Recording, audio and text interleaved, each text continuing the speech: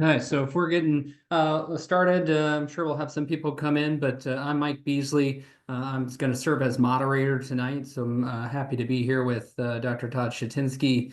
We're going to be going over foot and ankle fractures. We'll have questions at the end. Dr. Shatynski does all the things that I think in sports medicine we love to do, which is good clinical practice, teaching, team involvement, and some community outreach. So he's a sports medicine specialist at Capital Region Orthopedics. He's faculty with the Sports Medicine Fellowship in Albany. He's a team physician for University of Albany, Columbia High School, and with Triathlon Australia.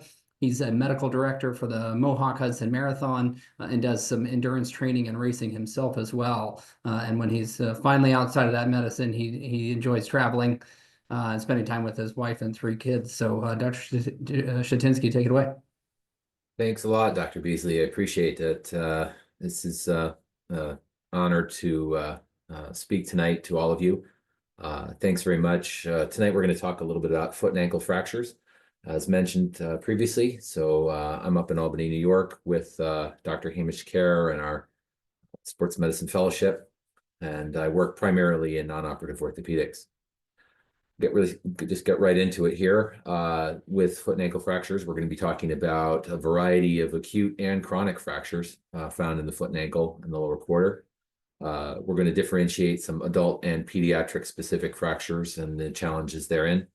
We're going to discuss some treatment principles in the outpatient setting in terms of types of immobilization and casting, as well as reviewing the higher risk fractures and complications that warrant further monitoring and referral. The basic framework I'm going to take here is going to be, we'll talk initially about anatomy, and then we'll break down the background and incidence of ankle fractures, adult and pediatric, as well as then background and incidence of adult foot injuries and diagnosis and management. And hopefully this will be clear and you'll learn a little something. I have no disclosures to report. And so starting with the anatomy of the foot and ankle, as most of you know, it's made up mainly of 3 bones: the distal tibia, the distal fibula, and the talus that will articulate underneath the fibula and tibia. And the ankle joint will be responsible primarily for plantar and dorsiflexion.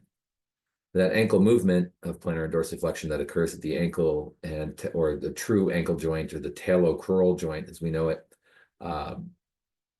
is a pretty simple up and down motion, as we know. And most of the inversion and eversion movement that happens in the foot that allows us to meet the ground at different angles of cutting, different angles of ground pitch, different surfaces. A lot of that adjustment is going to happen at the subtalar joint, which is the joint underneath the talus and between the talus and the calcaneus. And so that's what is responsible for that 3-dimensional movement that allows us to really meet the ground. Looking at the lateral view of the ankle, we, of course, are made up of the 3 ligaments, the ATFL, the CFL, and the PTFL, that meet from the talus to the fibula, the calcaneus to the fibula, and the anterior branch, the talo connection to the fibula. On the medial side, we've got our deltoid, big broad deltoid ligament that links from our medial malleolus down to the sustentaculum tali of the calcaneus, as well as the posterior process of the talus and all the way over into the navicular. The syndesmosis up higher in the ankle will be made up of the interosseous membrane, the anterior tibiofibular ligament, the posterior tibiofibular ligament, and the transverse tibiofibular ligament. And what that ends up making is a stabilizing ring over the talus. Interestingly, the talus is the only bone in the body that does not have any musculotendinous attachments that I know of. It's purely ligamentous attachments.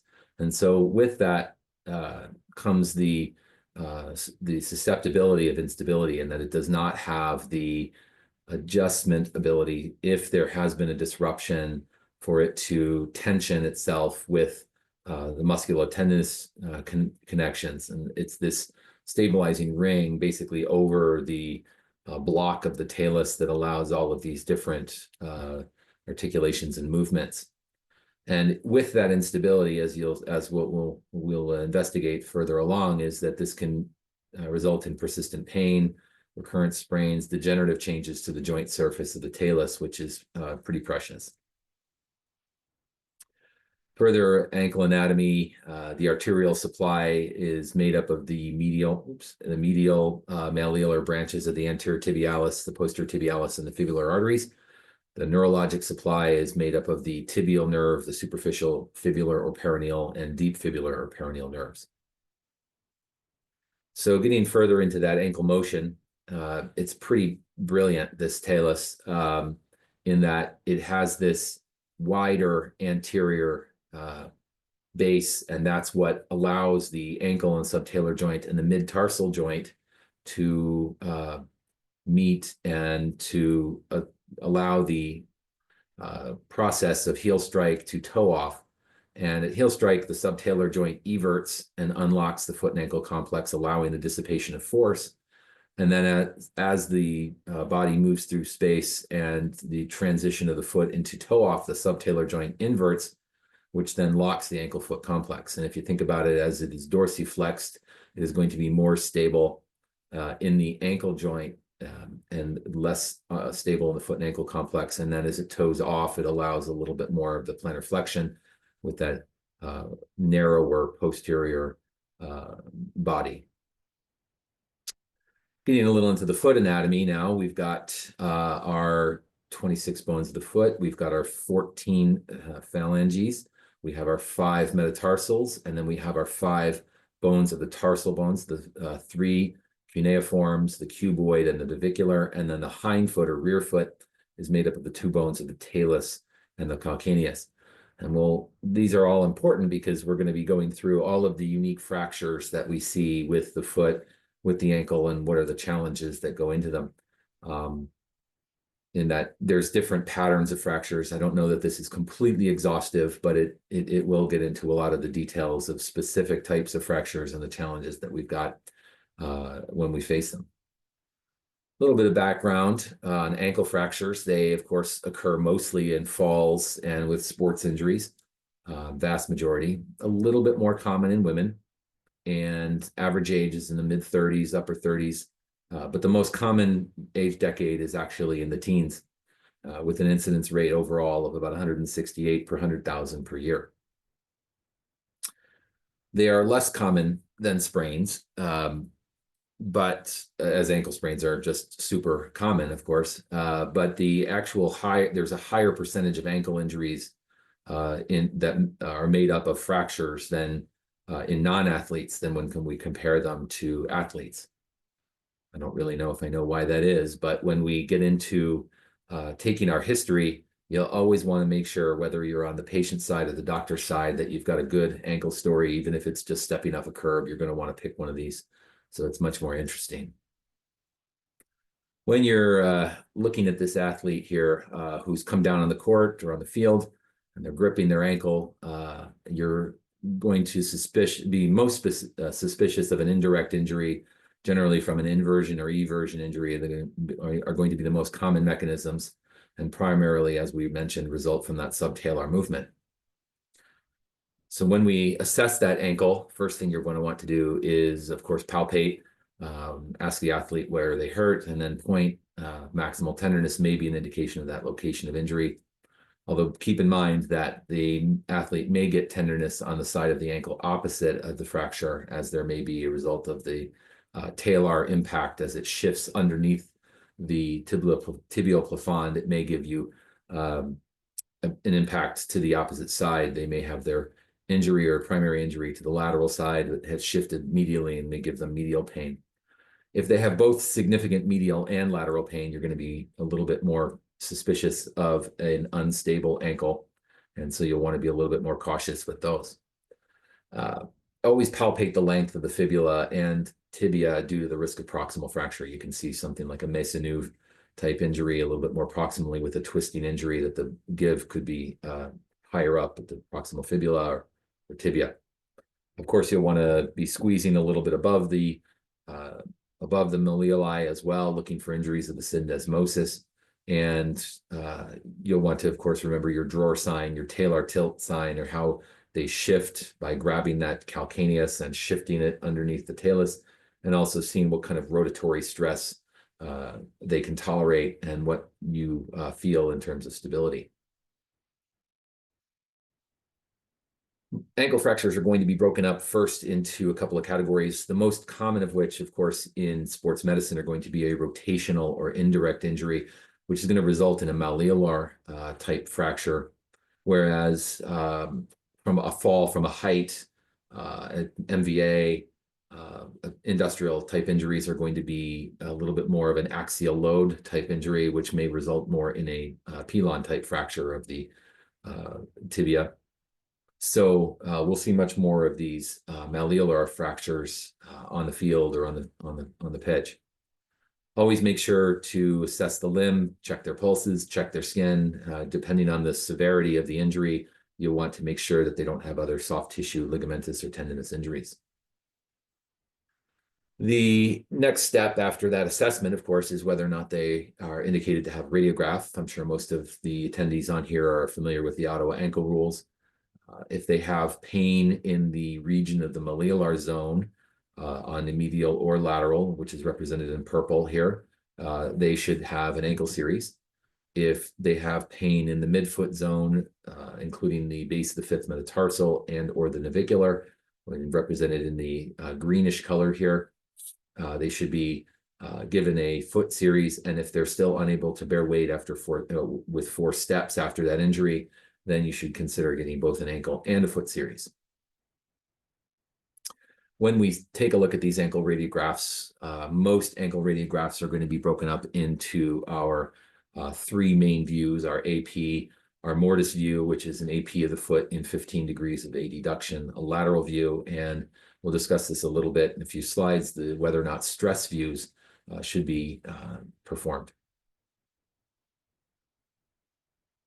Our typical 3 views of the ankle here: AP, mortise or oblique view, and a lateral view.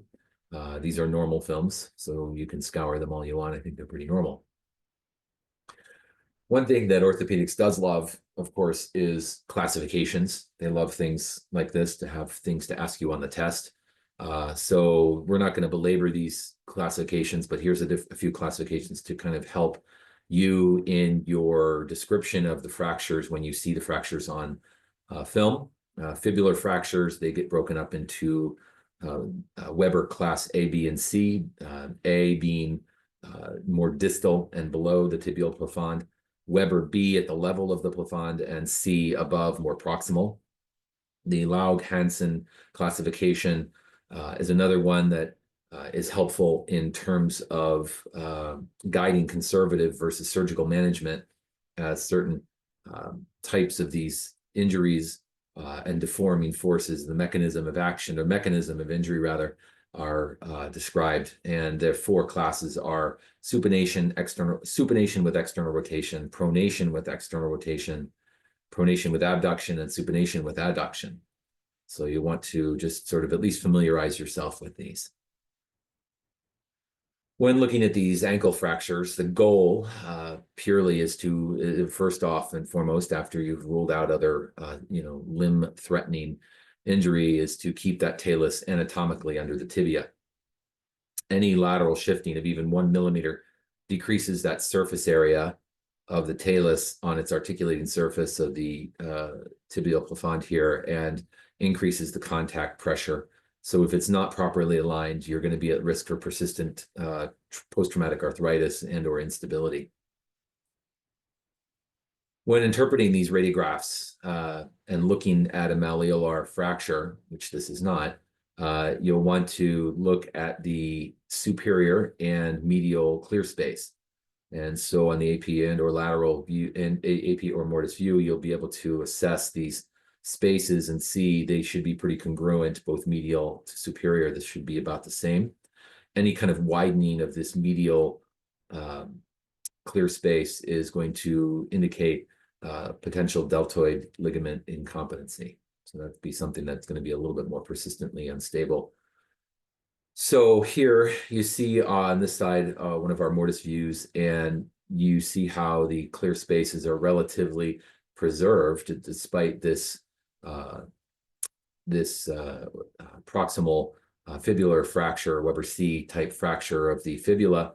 But with the stress view, you see if you crank that lower foot and twist it a little bit, you put them into a little bit of an ankle stress, you'll see how this medial clear space widens out, and this would indicate an unstable ankle that should be referred.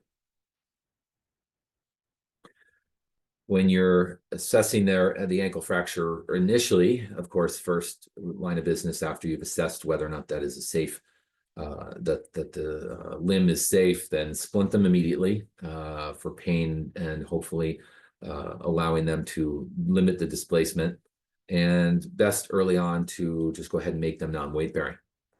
As we said, with radiographs, the next step is going to be looking for that widened mortise when you suspect a torn deltoid ligament and instability.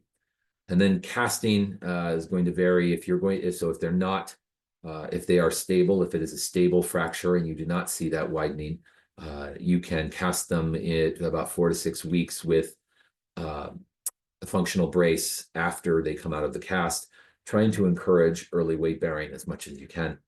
So you can put them in a cast. A lot of times for comfort, they'll be partial or non-weight bearing, and then hopefully you can transition them into a walking cast or walking apparatus early on.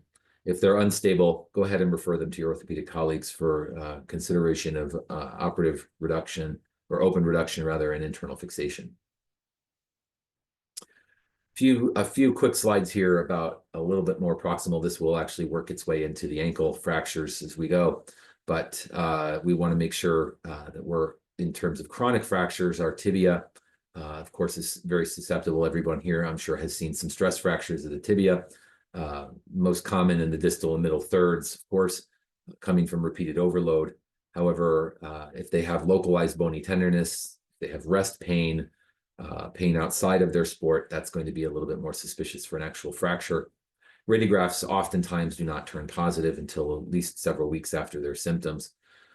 And you'll want to always keep in mind looking out for that, or an anterior cortical tibial stress fracture, which is at risk for a delta, or at risk for a delayed or non-union. All the others, if they're not coming clear on that X-ray and you want to know in terms of return to play decisions and timing, you may need an MRI for that diagnosis. Remove them from that painful activity, stop weight bearing, their weight bearing sport, immobilization if they're pain walking. So a lot of people will go ahead and immobilize. I really only immobilize them if I feel like they're actually unable to get out of pain when they're outside of their sport. So if walking in school or around class, they're still having pain, then of course put them in a boot. But you want to try and encourage them in terms of pain-free activities, swimming, biking, maybe weight training, and then of course determining whether or not they need any medical or physiologic workup. A variant on that tibial stress fracture theme is a stress fracture of the medial malleolus, which is a very different entity altogether. These are quite a bit more rare than the tibial stress fracture that we see. It often extends obliquely from that tibial plafond over into the medial malleolus, as seen down here in this MRI image. They are especially problematic as they're actually prone to non-union, because similar to like a lateral femoral neck stress fracture that's more of a tension-sided stress fracture, this is also going to be prone to non-union in that it's going to be the natural forces are going to be actually trying to distract this medial malleolus away. So they're going to usually have an insidious onset, it's usually going to get better with rest, and oftentimes radiographs will be negative early on. If you have clinical suspicion of this and their x-rays are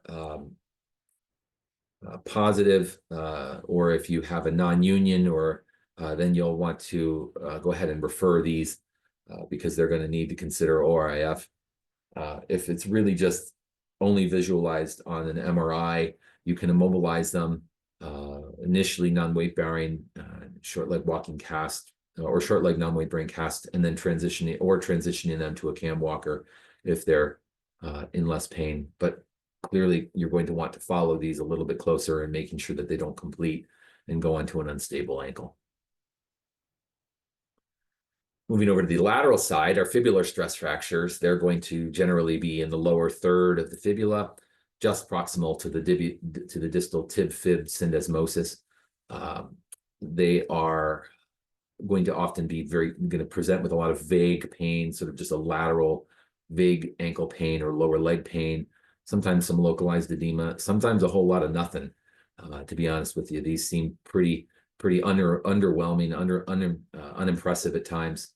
But when you load them with a Talar tilt type of maneuver that may bother them, these are usually coming from underpronation or oversupination with a lateral overload.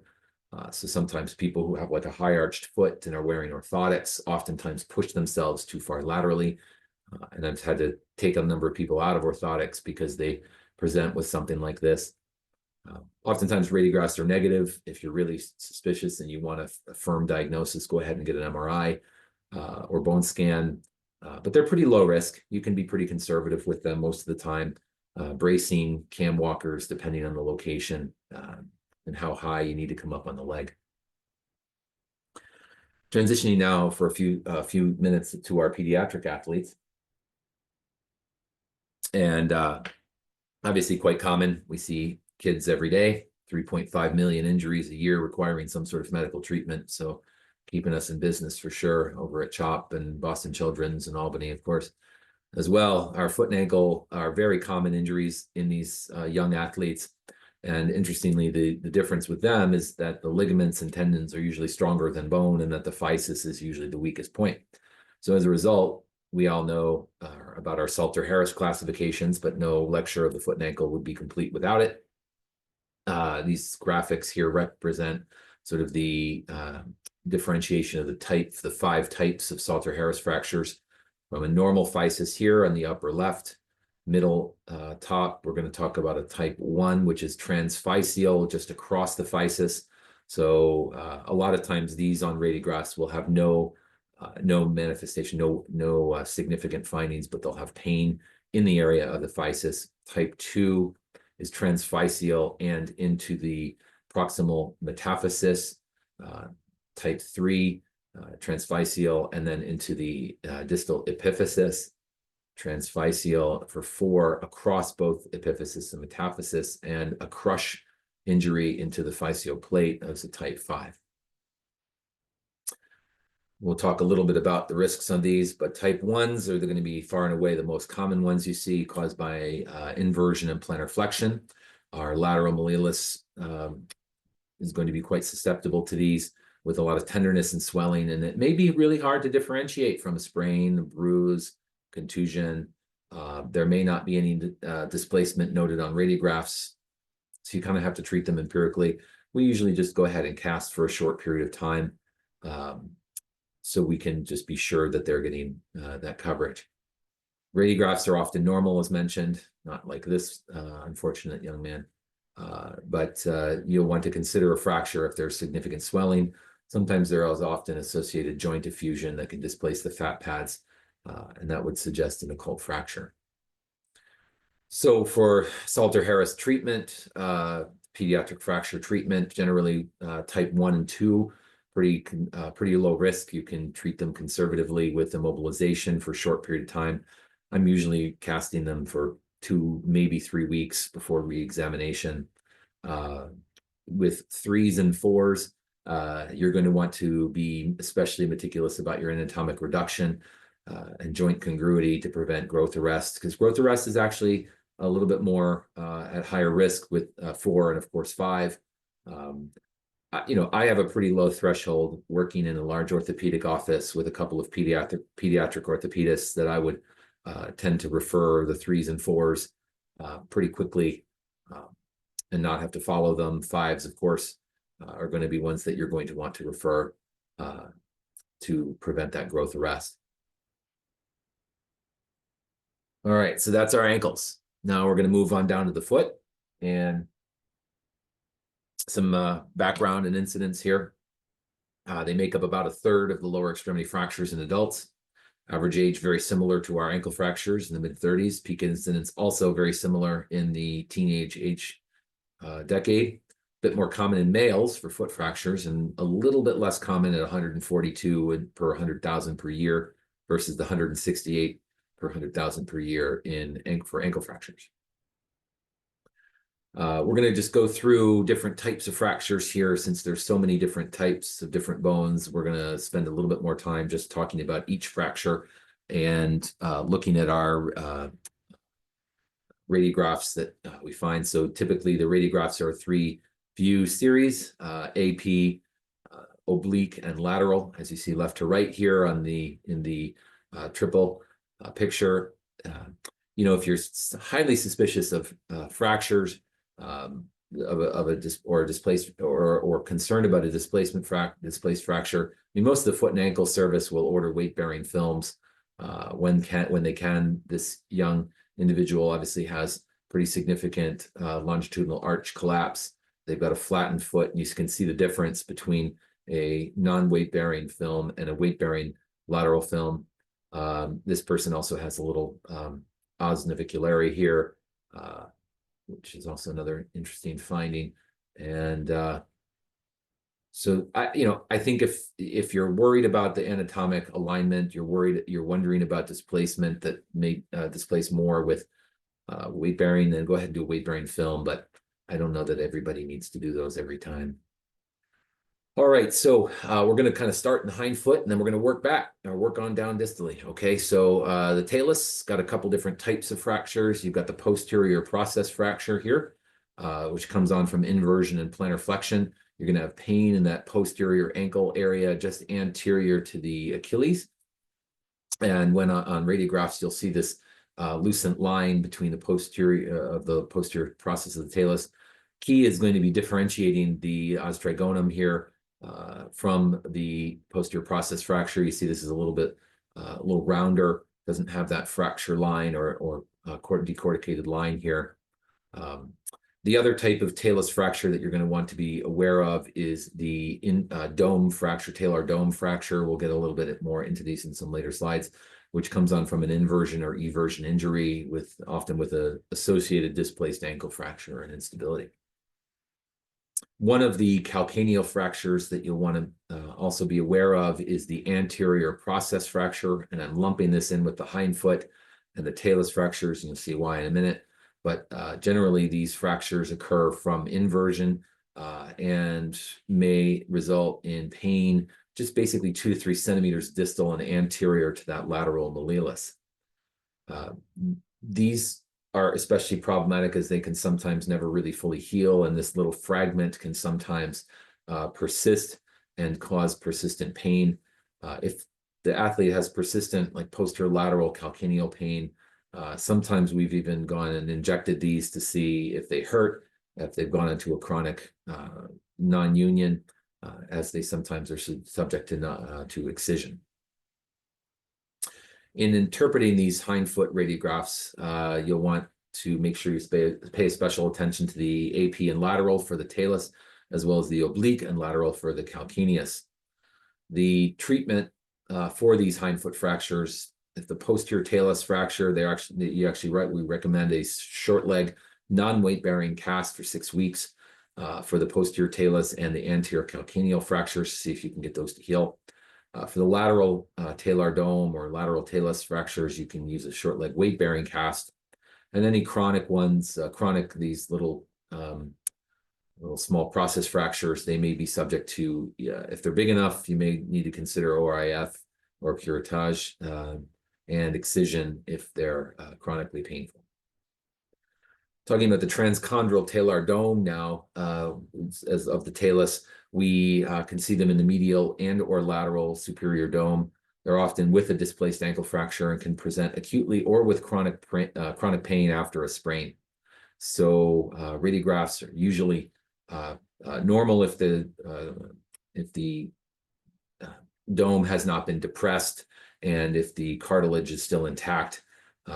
However, they may show the lesion, so radiographs are important. And if they don't show up, then you'll get an MRI, as this is my MRI from a couple of weeks ago, as I had an old ankle injury from last year. And here's this medial talar dome bone contusion or fracture. Transchondral talar dome fractures, as mentioned, if they have an OCD lesion associated, then you'll want to make sure that that the cartilage is intact on top. Is there bone edema? Is there a fragment? Those might warrant referral for consideration of operative intervention. If they're acute, usually immobilization, then PT for the sprain. You can let them weight bear if they're not too uncomfortable from weight bearing. If there's a fragment, then you may need to refer them on for some sort of osteochondral type treatment, oats or Macy or whatever your flavor of choice is. With chronic transchondral talar dome fractures, we generally I don't love immobilizing them. I think there's probably some debate. I know many of my foot and ankle colleagues will. I think it just makes the PT longer. I usually just get them doing PT and try and keep them out of their activity that's provocative. Moving on down into the calcaneus now, this is the most common tarsal fracture. It's usually from an axial load or a fall from a height. There's often bruising into the arch. And why these are a little bit risky is that they are at risk for compartment syndrome, the 10%.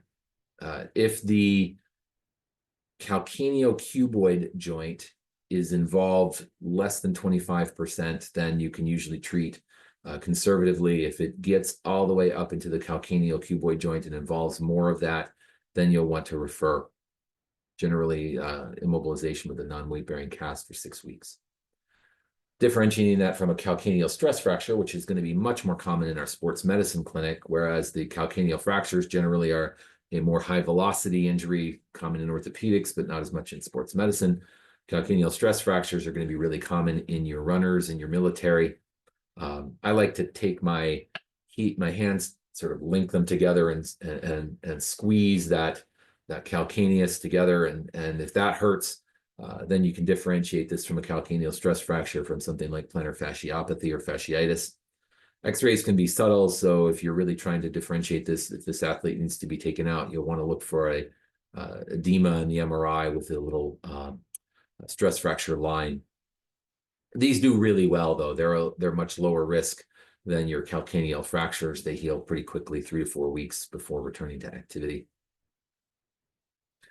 Now, our navicular fractures, though, as we move down into the midfoot, are going to be made up of about three different varieties.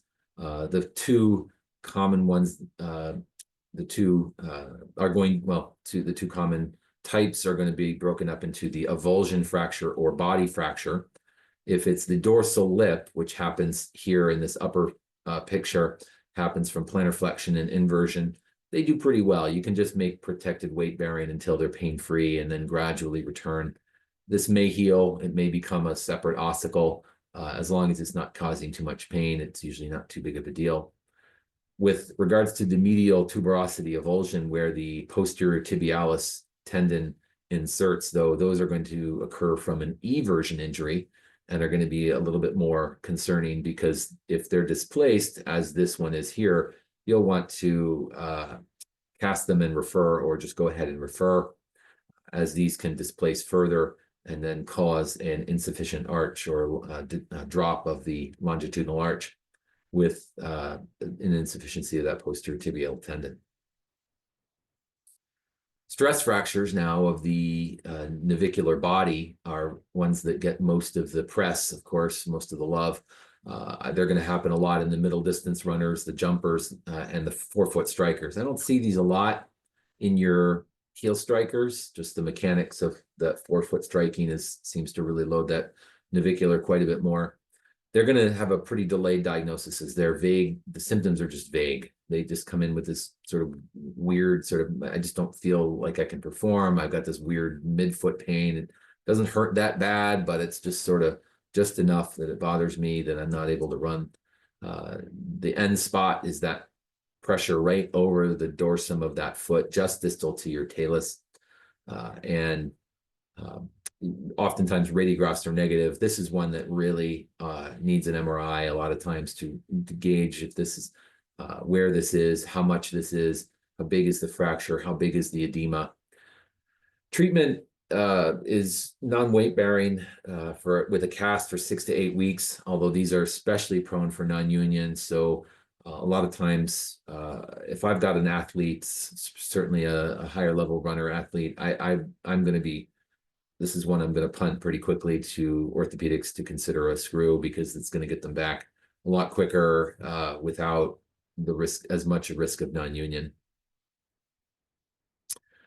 Another midfoot fracture that we see is the nutcracker fracture, which is an isolated cuneiform or cuboid fracture. Pretty rare. I don't know. I don't see these too many times. Unless they've seen me more times than I've seen it. But I just don't see these too often. You get a little fracture off of the cuboid here is one of them, typically from an abducted medial midfoot. So you're going to get that just sort of point tender here. These can be weight bearing. Typically about 6 weeks.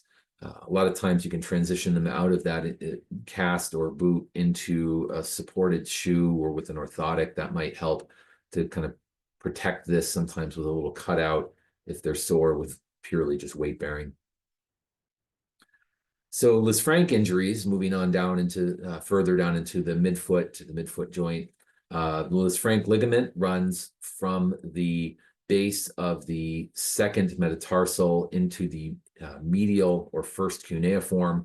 That's your main Lisfranc ligament, makes up the keystone for that transverse arch. So that's that arch that goes across sort of left to right, medial to lateral in the foot. And the Lisfranc ligament and Lisfranc joint basically is made up of this whole, the ligament is here, but then that ligament joint complex is involving that whole midfoot, involving the cuboid, the cuneiforms, and all of the bases of the metatarsals. And Lisfranc injuries are partially soft tissue and partially fracture. They can be made up into two flavors. Direct fractures are going to be more of a high energy injury. You're going to see this bruising into the arch or into the foot here. These are direct injuries are going to come from a crush or high energy injury, whereas indirect, we all know of the athlete who has the plantar flexed foot and then has someone land on it, or a pressure lands on that plantar flexed axial load foot. And these are a lower energy injury, but then cause that inversion of that plantar flexed foot. They can sometimes be a subtle presentation. Actually, the quote is 25% of these get missed the first time around. There's some often concomitant ligamentous injuries, and sometimes can not be as obvious as this plantar bruising is going to be, but they'll generally have a persistent difficulty weight bearing that goes on for a little while. So then when you get to your radiographs, the key interpretations here are going to be looking at the AP first, and that the second metatarsal should align with that middle cuneiform right here. So this line here is going to line up. That's your first sign of looking at the Lisfranc joint. When you look at the oblique views, you're going to want to line up that medial aspect of the fourth metatarsal should align with the medial aspect of the cuboid.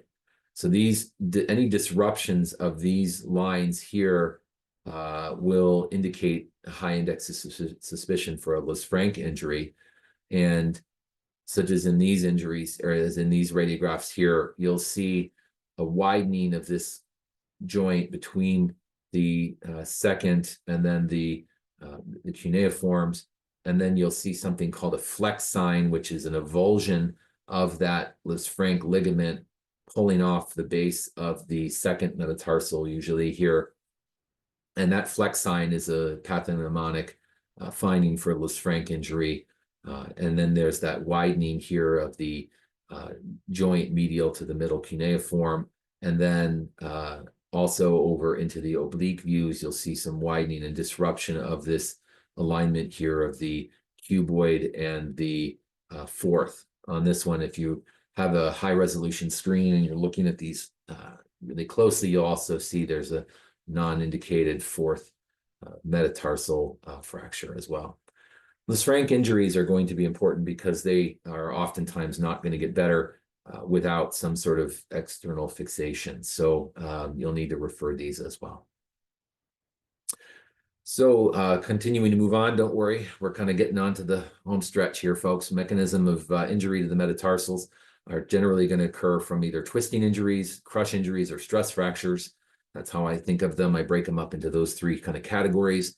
And then I break them up into the first, second through fourth, and the fifth. And they all have their own interesting parts. The first metatarsal is key to weight bearing and proprioception. So you're going to want to make sure that these are especially aligned well. They're often traumatic, so they're at risk for compartment syndrome as they're close to the dorsalis pedis artery. So you want to be careful of not missing that. The second through fourth metatarsals, they are lower risk. They're going to occur usually from lower velocity injuries or completed stress fractures or direct contact. If they're not displaced more than 3 to 4 millimeters, you can, or 10 or more than 10 degrees angulated, you can treat them with rest in a stiff shoe or a cam walker. Proximal second metatarsal stress fractures or second metatarsal fractures in dancers, very common. They're prone to non-union, so you may need to cast them longer for a bit longer, more like the 6 to 8 weeks. Stress fractures, when looking at these metatarsals, you've got 10% of them are occurring in the first. These are super rare. I actually don't know. I have trouble believing 10%, honestly, but that's what they quote.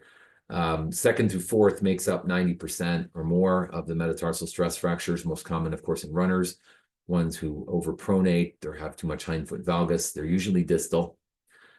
Dancers, oftentimes you're going to see the first and second metatarsal, especially ballet on point, and they're going to be a little bit higher risk. You're going to want some weight-bearing AP views to see the displacement. This is one of those areas where you're going to consider weight-bearing films. Lateral and oblique, they can often remain negative for a few weeks and are going to treat with rest, post-op shoe, or maybe a boot. Now, that fifth metatarsal is the one that gets most of the attention and the love and news, and they can be broken up again into more categories here. So we've got our zones, our first zone, which is the tuberosity, avulsion fractures, our second zone of Jones fractures, and our third zone in yellow here of the diaphyseal fractures.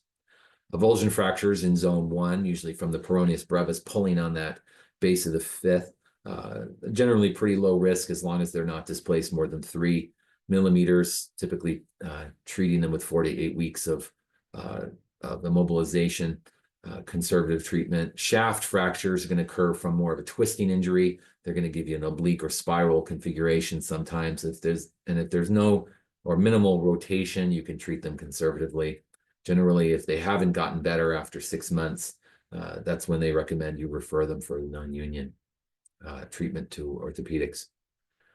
Now here we're going to differentiate the zone 1 fracture here in this x-ray of the avulsion injury from a Jones fracture here in zone 2. This zone 2 fracture is going to be adjacent to this articulation of the base of the 4th to the 5th metatarsal. That's going to be more suspicious of a Jones fracture, which is going to be at higher risk for injury. These zone 2 fractures are just distal to that tuberosity, just distal in the foot, as mentioned, level with the 4th and 5th metatarsal joint, and are going to occur from a forced adduction to that plantar flex foot.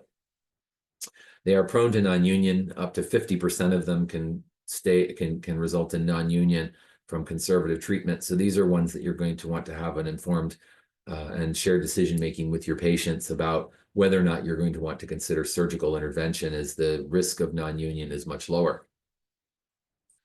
Radiographs are going to, of course, be important because they will give the age of the fracture. As our last classification here in orthopedics, we want to define, so you can help when you see these, you can define them in your radiographic reports. Of an acute fracture, you're going to see sharp fracture lines. A delayed union or TORG type 2 is going to have a widened fracture line with partial sclerosis. Non-union, going to see complete sclerosis. So I'd call this a 2 to 3 here with the widened fracture line or gap and some developing sclerosis. Treatment, non-athletes, short leg non-weight bearing cast for 6 weeks, followed by a short leg partial weight bearing cast or boot for 6 weeks. So that's 12 whole weeks. Yeah, when their eyes glaze over and they can't understand anything more you're saying, then you can say, well, if you don't want to take the 12 weeks and then see if they've gone on to a union with the potential for an intramedullary screw, then you just refer them for the screw. So then they can weight bear in 7 to 14 days. They still take a while to get back, but at least you don't have that 12-week non-union conversation. Oh, doesn't look like it worked. So that's something to consider. Last couple here, sesamoids. These are a challenging diagnosis, differentiating them from a sesamoiditis. The only real way I know of, I mean, you can sometimes tell if these are a bipartite or tripartite, which is pretty prevalent in the general population, giving you pain in that plantar first MTP. Radiographs sometimes negative. Sometimes you'll see if they're bipartite, they'll be bilateral. But if you really need to know if it's a fracture, you can get an MRI or bone scan, and you can see if there's marrow edema lighting them up. You may need to consider other things if they haven't gone on to heal well. These are prone to having chronic pain, so sometimes we excise them or inject them to see if you can get them through that pain. The phalanges or phalanges, usually traumatic, dropping something or kicking something in the middle of the night when you're getting up, walking through the living room. Radiographs are usually confirmatory. Most of these are proximal phalanx. If there's not much rotation or minimal joint involvement, you just buddy tape them, stiff shoe. If they're displaced or if you have a fracture of the hallux, first toe, I would go ahead and displaced ones are going to need to be reduced. Hallux, generally, you're going to want to refer because they're at high risk to displace. The distal phalanx, you'll want to try and regain range of motion, strength, and function as soon as possible. Tip here is to not remove the nail. They're going to have a large subungual hematoma a lot of times, so you may have to just drain that. Try not to remove the nail, as that little nail will keep a little splint on that fracture and help keep it from displacing. All right, so when athletes are ready to return to play, they should have normal range of motion and near normal strength. Comparing them to the opposite side, sometimes PTs are good at kind of measuring whether or not they've gotten back to their full strength. Sometimes trusting the patient to feel like they're strong enough. It's not always appropriate. Once they can do some sport-specific maneuvers and continuing to work on their proprioception to prevent re-injury is going to be helpful. Conclusions. Okay, last slide. Feet are beautiful. I think they're just awesome. They're such a marvel of being able to, adjust to the ground and movement and multi-directional athletes.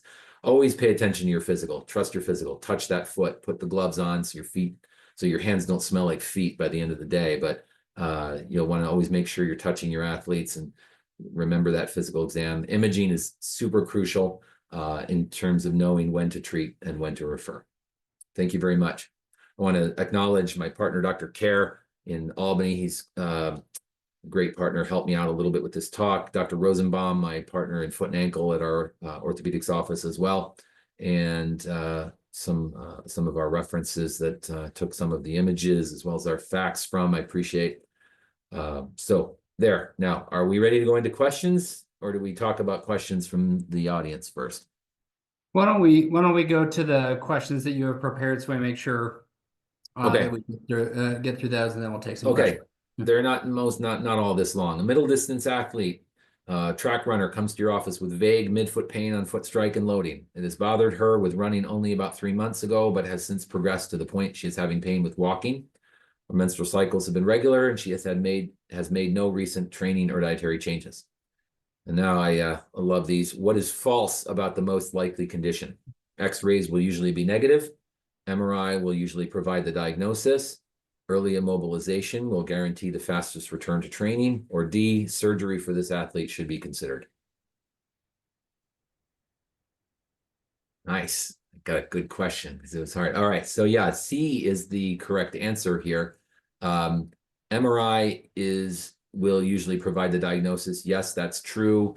X-rays will often be negative. What I'm talking about here is a likely navicular stress fracture. Surgery for this athlete should be considered because these are at high risk for non-union. So to get them back to training a little bit earlier, sometimes the fastest return to training is I'm sorry, early immobilization will not guarantee the fastest return to training. Probably the fastest return to training would be ORIF, because I mean, I guess you can argue whether or not if they have the risk of that non-union. All right. Question 2, maybe? Okay. Soccer player has been dealing with lateral foot pain for a month, but comes to your office complaining of a drastic increase in the pain that came on while playing in yesterday's match. He felt a small pop or crack in the area of discomfort with the increase in pain. His foot has been swollen and slightly bruised since. What is true about the likely diagnosis? A, the area of fracture rarely correlates with treatment options. This one is what is true. So this is opposite of the last one.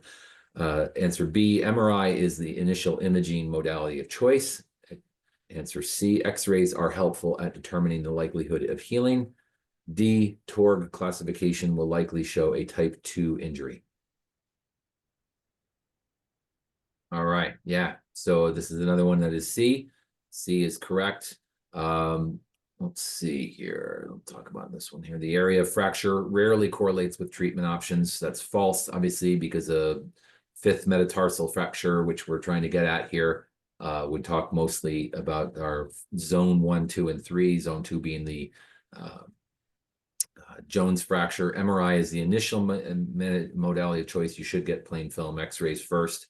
X-rays are helpful at determining the likelihood of healing. If they have that TORG classification 2 or 3, they're not going to heal. And also if they are more of a avulsion or a shaft fracture, diaphyseal fracture, they would be more likelihood, have a higher likelihood of healing.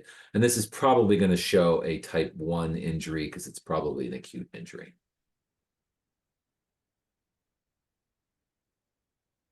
Question 3. All right, this is a quicker one. Which 2 fractures of the foot are at increased risk of concomitant acute compartment syndrome? A, fifth metatarsal and navicular. B, first metatarsal and calcaneus. C, talus or calcaneus. D, navicular and first metatarsal. Right, yeah, so we're pretty close here. So the ones that are higher risk, B is the correct answer here. First metatarsal and calcaneus are at higher risk for, or increased risk for concomitant acute compartment syndrome. So you'll want to make sure the calcaneus is usually because there's a fairly significant amount of trauma that has occurred to cause a calcaneal fracture. First metatarsal is because there's is close to the dorsalis pedis artery. Question 4, a 9-year-old Little League baseball player comes to your office unable to bear weight on the left leg after stepping awkwardly on second base. He has pain over the medial and lateral aspect of the left ankle. There is soft tissue swelling and bony tenderness. X-rays show a minimally displaced medial malleolar fracture involving the metaphysis and epiphysis. What is true about this fracture? This is a Salter-Harris type 3 fracture. Answer B, this fracture is at risk for growth arrest. Answer C, this fracture will likely reduce itself and is low risk. Or D, this fracture can be treated with weight bearing as tolerated. All right, this one is also correct. Answer is B. The this is a Salter-Harris 4 type fracture that is getting both the metaphysis and the epiphysis, which places it at risk for growth arrest. You should likely make sure that this is reduced and is a higher risk fracture. This fracture can be treated with weight bearing as tolerated. You should probably have them off of this one, non-weight bearing. All right, those are our questions for tonight. I appreciate everyone's attention. That is the last of my slides. There's me and my fam this holiday season got to Paris for celebrating my daughter's graduation from high school. All right, thanks. So I think we've got a couple minutes for questions if there are any. Yeah, so for anybody who wants to submit any questions, you can put them in the chat, and I'm happy to do that. Hamish is the first one to congratulate you on a great talk, and then asked about the stress views. He says that his experience is that radiology techs don't like them because they have to get exposed to the radiation. I'm sure Hamish, just like I, remember the McKaylee teaching of you walk in and you get your gloves on, you put your apron on, you're doing it yourself because Mary, our trusty X-ray tech at Boston Children's, would never want it. So yeah, I don't know your thoughts on those. Yeah, I don't do them a lot, honestly, but I do. I mean, I don't think I've ever had the radiology techs do it. I'm putting on the apron and going in and stressing the ankle, and then they take the X-ray. Yeah. Yeah. Do you have a sense of when you use those the most? I think I tend to use them more for ankle instability concerns, almost like chronically with repetitive stress injury. But do you use them a lot to test the stability post fracture? Yeah, definitely. I think that, I mean, I don't, I mean, I try not to manage too many of these unstable fractures. So if they're moving, I'm sending them. But yeah, I would probably say that in my practice, 75% of the time I'm ordering a stress view is when I'm worried about chronic ankle instability. But I think that I think that the indications though are, I mean, it's a low risk thing to try, and it just is a little bit of time and inconvenience. Yeah, great. And then there's a question about if there's a thought on why metatarsal stress injuries in dancers tend to localize proximally. You had mentioned the second met proximal injury in dancers, but the question is why they might Yes, localize that way. that's a good question. I mean, I don't know that I've read any actual evidence of the biomechanics of why that happens. To me, it seems like it happens just because of that. I mean, it's mostly from that on point. So it's that unique axial load. You're probably, as we know with the Lisfranc, point of contact, when you axial load that foot in plantar flexion, the injury is going to happen at that Lisfranc joint. So if but the ligament may be stronger in some, and so if it's a gradual thing, then the bone fatigues more than the ligament does. And so that's my theory on why it would almost like impersonate a Lisfranc injury. Just from that like chronic repetitive stress and Yeah, that yeah, chronic, it's sort of like micro Lisfranc injuries, right? yeah, And then you yeah, just fatigue yeah. that bone. So And I think in most that like that classic Morton's foot, you usually have a second met that reaches a little bit further than the first. And so both that metatarsal head, if they're in demi point, or the toe itself when they're on point, it's going to run through that second met. And just yeah, it tends to localize that mid shaft or more proximal shaft. yeah, good Yeah, good yeah, point. yeah. Yeah. And then I would have a question. I've become increasingly fine with boots. I use boots a lot more than I use cast nowadays. I don't know. I think that the big high risk ones, right, like your Jones fractures, your calcaneal fractures, navicular fractures, you stay away from. But do you tend to be walking cast, partial weight bearing, toe touch weight bearing boot in a lot of these like metatarsal fractures or non-displaced fractures? So I mean, I think that's I guess two questions. I mean, one, I mean, yeah, if I have patients that are reliable and I feel like I can trust to kind of tolerate the boot and be compliant with it, I'll try and always trust my patient and put him in the boot and counsel them about how important it is, that it is more comfortable, and you can take it off to bathe and whatnot. But if, depending on the patient population you're treating, certainly a cast can guarantee, if it's a higher risk or you're worried about compliance, then the cast is going to be a much higher compliance rate. I can't say that I use I mean, I'm if I try and get them out of pain. So I mean, the differentiation for me, I rarely cast a metatarsal fracture. For me, it's almost always a post-op shoe or a cam walker, depending on the location and depending on their pain. If they're having a lot of pain from mobility of the ankle, then you have to immobilize that for a period of time, and so you can put them in the cam walker. Um, but if it's a distal fracture of the lesser metatarsals, then you can oftentimes get away with a post-op shoe being enough. Yeah, yeah, great. Okay, I think that's all the questions we have in the chat. We're right up against our hour timeline here. So tremendous talk, a ton of information, a lot of anatomy to get through. I think we did a great job of covering this. So wonderful talk, Dr. Shatynski. And I think we'll Thanks. close out our night. All right. Thanks, y'all. Have a good evening.